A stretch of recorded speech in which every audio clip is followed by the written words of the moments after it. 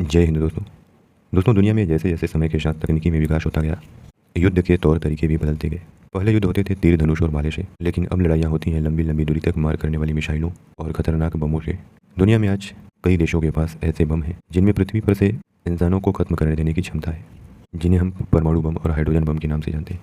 दोस्तों, इन सब के अलावा क्या आप सोच सकते हैं कि हम सबके हाथों में जो इलेक्ट्रॉनिक उपकरण हैं वह भी एक छोटे बम का ही काम कर सकते हैं। यानी इलेक्ट्रॉनिक उपकरणों को युद्ध की तरह इस्तेमाल करना इलेक्ट्रॉनिक वॉरफेयर कहलाता है। दोस्तों, बात अगर इलेक्ट्रॉनिक उपकरणों के हथियार के तौर पर इस्तेमाल होने की हो तो इसका उदाहरण अभी हाल ही में लेबनान में हुए पेजर और वॉकी टॉकी नामक कम्युनिकेशन डिवाइस में धमाके को देखा जा सकता है। दोस्तों, लेबनान में इसी महीने 17 सितंबर को एक साथ लगभग 3000 पेजर नामक कम्युनिकेशन डिवाइस में धमाके हुए, जिसमें 12-15 लोगों की मौत और लगभग 3000 लोग घायल हुए।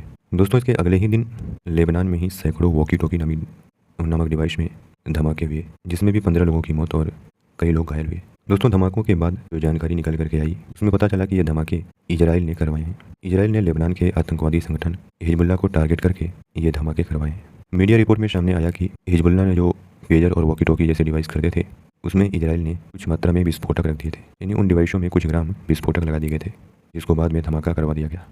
दोस्तों, लेबनान में हुए इस घटनाक्रम के बाद इलेक्ट्रॉनिक वॉरफेयर की चर्चा शुरू हुई है। दोस्तों, इसी विषय के ऊपर अखबार में छपे एक एडिटोरियल के माध्यम से आइए हम इस विषय को समझने का प्रयास करते हैं।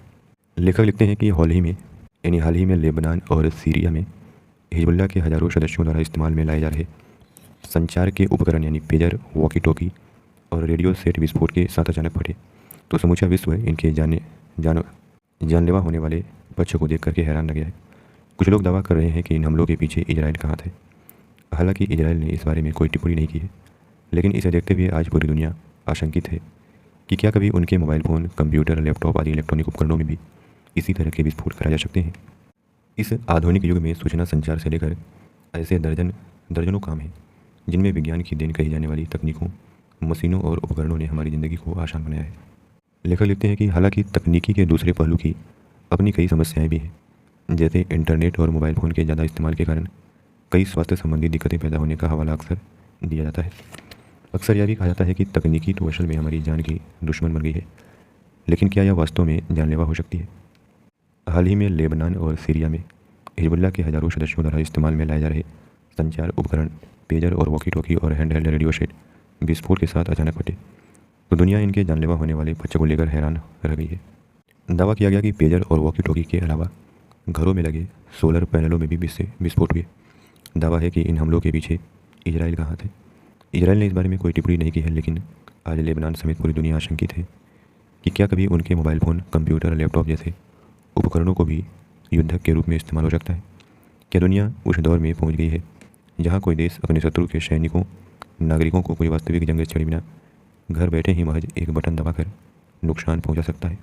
लेखक लिखते हैं कि लेबनान ने जब यह सवाल अंतर्राष्ट्रीय संगठनों से पूछा तो प्रतिक्रिया में पेजर और वॉकी टॉकी को हमलों का जरिया बनाने को अनैतिक और युद्ध अपराध कहा गया। असल में बीते करीब एक साल से इजराइल गाजा पट्टी में आतंकी संगठन हमास के खिलाफ लड़ाई लड़ रहा है।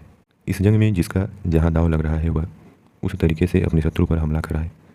इस जंग में अपनी ओर से यह देश कई ऐसी सावधानी भी बरत रहे हैं ताकि वे अपने दुश्मनों की नज़र में न आए। जैसे कि हिजबुल्लाह के शीर्ष नेतृत्व ने अपने लड़ाकों को संचार के लिए मोबाइल फ़ोन या इंटरनेट का इस्तेमाल नहीं करने को कहा है।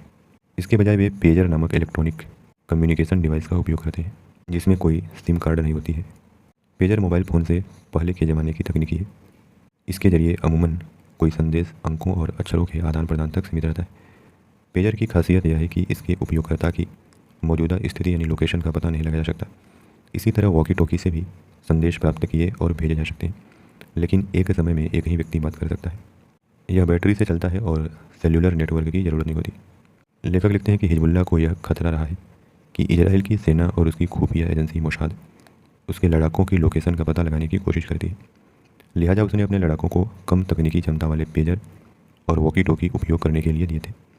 पेजर और वॉकी टॉकी ऐसे बेसिक उपकरण हैं जिन्हें इस्तेमाल करने वाले की लोकेशन का पता लगाकर उस पर कोई हमला नहीं किया जा सकता। लेकिन हाल के हमलों से साबित हुआ है कि सिर्फ पेजर और वॉकी टॉकी ही नहीं, हर किस्म के उपकरण हथियार में तब्दील किए जा सकते हैं, बशर्ते उसके निर्माण की प्रक्रिया और सप्लाई चेन में कोई सेंध लगाई जा सके। अंदाज़ा है कि यह खुफिया सूचना की हिजबुल्लाह अपने लड़ाकों के लिए हज़ारों पेजर एक साथ खरीदने वाला है किसी तरह इजराइल को लग गया और माना जा रहा है कि पेजर के मैन्युफैक्चरिंग और सप्लाई चेन में ही किसी तरह इजराइल की खुफिया एजेंसी मोसाद ने घुसपैठ कर लिया। हिजबुल्लाह के पेजर और वॉकी टॉकी में विस्फोटक लगा दिए होंगे। ये विस्फोटक इस प्रकार लगाए गए थे कि इन्हें कोई संदेश भेजकर सक्रिय किया जा सके। लेखक लिखते हैं कि वैसे तो रेडियो फ्रिक्वेंसी पर चलने वाले पेजर और वॉकी टॉकी आज के आधुनिक दौर में गुजरे जमाने के उपकरण लग सकते हैं, लेकिन दुनिया के कई हिस्सों में ये आज भी इस्तेमाल हो रहे हैं, जैसे police, paramilitary, health care professional और कोयला खदानों समेत कई ऐसे संवेदनशील उद्योगों में जहां मोबाइल नेटवर्क आसानी से उपलब्ध नहीं हो पाता, वहाँ इनका इस्तेमाल होता है। चूँकि इनकी बैटरी लाइफ अच्छी होती है, इसलिए आपात स्थितियों में मोबाइल फ़ोन के मुकाबले ये ज़्यादा विश्वसनीय संचार के उपकरण साबित होते हैं। प्रायः प्लास्टिक से बने पेजर और वॉकी टॉकी किसी सिग्नल को ग्रहण कर उसे डिकोड नहीं कर सकते। इनकी संरचना में antenna, speaker, microphone, battery, transmitter और रिसीवर होते हैं। स्पीकर और माइक्रोफोन को छोड़ दें तो शेष तीनों विस्फोटक के कंटेनर का काम कर सकते हैं। यही नहीं, इन उपकरणों के अंदर बैटरी के आसपास इतनी खाली जगह होती है जहाँ छोटा मोटा 2-5 ग्राम का विस्फोटक लगाया जा सकता है। लेखक लिखते हैं कि यहाँ एक बड़े सवाल और आशंका ने जन्म लिया है। वह यह है कि इस तरह तो mobile phone, smart TV, microwave, refrigerator समेत हर उपकरण को हैक किया जा सकता है और उसे युद्धक हथियार में बदला जा सकता है। आगे लेखक लिखते हैं कि क्या बम में हमारा मोबाइल फ़ोन बदला जा सकता है? इसमें संदेह नहीं है कि यदि किसी भी उपकरण के निर्माण और आपूर्ति प्रक्रिया में कोई देश जंग के इरादे से सेंध लगाने में सफल हो जाए तो उन उपकरणों को वांछित समय पर निर्देश देकर विस्फोट करने अथवा कोई अन्य गड़बड़ी करने के लिए सेट किया जा सकता है। इनमें से मोबाइल या कहें कि स्मार्टफोन तो अपनी अत्याधुनिक कार्यप्रणालियों और वायरलेस कनेक्टिविटी के कारण पेजर और वॉकी टॉकी की तुलना में कहीं ज़्यादा असुरक्षित है। लेखक लिखते हैं कि इंटरनेट, जीपीएस ट्रैकिंग और रिमोट कंट्रोल आदि जिन सहूलियतों ने मोबाइल फ़ोन को अत्याधुनिक सुविधाजनक उपकरण में तब्दील किया है, वे सभी इसे जंग का सबसे खतरनाक हथियार बनाने में कारगर हो सकते हैं। इससे सबसे ज़रूरी सूचना यानी लोकेशन तो एक आम इंसान तक हासिल कर सकता है। सेना या बड़ी एजेंसियां इन्हें हैक करके इन पर कॉल और मैसेज भेजकर धमाके कर सकती हैं। मोबाइल फ़ोन तो वैसे भी अपनी लिथियम आयन बैटरियों से जुड़ी समस्याओं के कारण पहले से ही कुख्यात रहे हैं। ज़्यादा गर्म हो जाने पर इनमें स्वतः ही विस्फोट हो जाने के दर्जनों हादसे समाचार में आते हैं। लेखक लिखते हैं कि वैसे तो स्मार्टफोन में बैटरी मैनेजमेंट सिस्टम को पेजर और वॉकी टॉकी के मुकाबले ज़्यादा पुख्ता माना जाता है, लेकिन बैटरी कंट्रोलर सिस्टम को ही अगर कोई हैक कर ले तो जब चाहे उसमें विस्फोट करा सकता है। यह काम कठिन हो सकता है लेकिन असंभव नहीं। यही नहीं, मोबाइल फ़ोन की तरह इंटरनेट ऑफ थिंग्स तकनीकी से जुड़े अन्य सारे उपकरण हैक किए जा सकते हैं और उनमें अव्यवस्था फैलाई जा सकती है। कुल मिलाकर के स्थिति यह है कि आधुनिक किस्म की जंग में तकनीकी एक बड़े हथियार की भूमिका निभाने की स्थिति में आ चुकी है। Pager, walkie talkie, mobile phone, drone, laser bomb, satellite hacking और अंतरिक्ष में लड़े जा सकने वाले युद्ध, इन सभी में तकनीकी का योगदान है। जो देश जासूसी और जंग के लिए इनके इस्तेमाल के तौर तरीक़ों से लैस है, आज की तारीख में उसे दूसरे देशों के मुकाबले युद्ध में बहुत बढ़त हासिल है। ऐसा इसलिए क्योंकि उसे शत्रु देश को नुकसान पहुंचाने के लिए अपने सैनिकों को युद्ध के मैदान में उतारने की ज़रूरत नहीं है, बल्कि यह काम एक अत्याधुनिक कमांड स्थापित करने और घर बैठे मशीनों को संदेश देने भर से संपन्न हो जाता है।